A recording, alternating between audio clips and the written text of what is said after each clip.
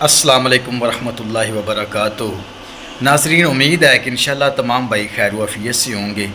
آج کی ہماری ویڈیو وہ بہت ہی اہم ہے۔ اصل بات یہ ہے کہ پہلے لوگوں کے پاس جب تویز ہوتے تھے تو پوچھتے تھے نا کہ اس تویز کے اندر کیا لکھا ہے، تو وہ کہتے تھے کہ جناب اس کے اندر قرآن کی آیات لکھی ہوئی ہیں۔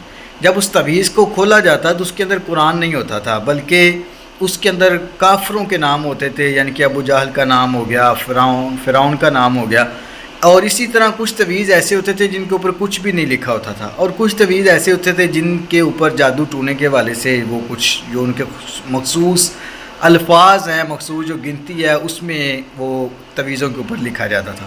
لیکن ظاہری بات ہے، آج کل جدید دور ہے، جدید ٹیکنالوجی ہے، ہر انسان ہی جدید بننا چاہتا ہے۔ تو آج کل جناب مارکیٹ کے اندر نئے تویز آ گئے ہیں۔ گدھے کا جو ناخن ہے وہ آپ لیں، گدھے کے ناخن ہوں وہ آپ لیں، اس کو جناب چمڑے کے اندر بند کریں اور وہ تویز بنا کر آپ گلے کے اندر لٹکا لیں، تو یہ ایک بہت بڑی بیماری ہے جس کا یہ علاج ہے۔ تو وہ کیا ہے، یہ آپ ویڈیو سب سے پہلے دیکھیں۔ گدھے کے ناخن کاٹ کر اس کو چمڑے میں سی کر گلے میں ڈالیں، گدھے کے ناخن، لیکن ہوں گدھے کے، سامنے بیٹھ کے کٹوائیں، کسی اور کے نہ ہوں۔ کہتا ہے بیٹا ہے 15 سال کا، اس کو مرگی کے دورے پڑتے ہیں، تو اس کے لیے کیا کیا جائے؟ ناظرین، یقیناً آپ نے ویڈیو دیکھی ہوگی کہ اس ویڈیو کے اندر صاحب بتا رہے ہیں کہ جناب ناخن لیں گدھے کا اور اس کو گلے کے اندر لٹکا لیں۔ وہ بات یہ ہے کہ نبی کریم صلی اللہ علیہ وسلم نے فرمایا کہ شہد کے اندر شفا ہے۔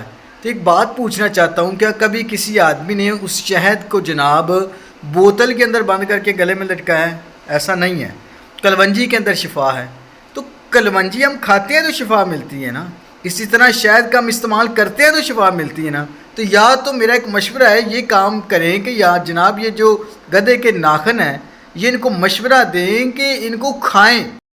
پہلے جناب مشہور تھا کہ لوگوں کو گدھوں کا جو نا گوشت کھلایا جاتا ہے، تو میرا تو مشورہ ہے یہ ہے کہ جناب اب گدھے کے جو ناخن ہیں نا وہ بھی یا تو لوگوں کو کھلائیں، کچھ سمجھ آئے کہ تو گلے میں باندھنے سے تو بیماری نہ ختم ہوتی۔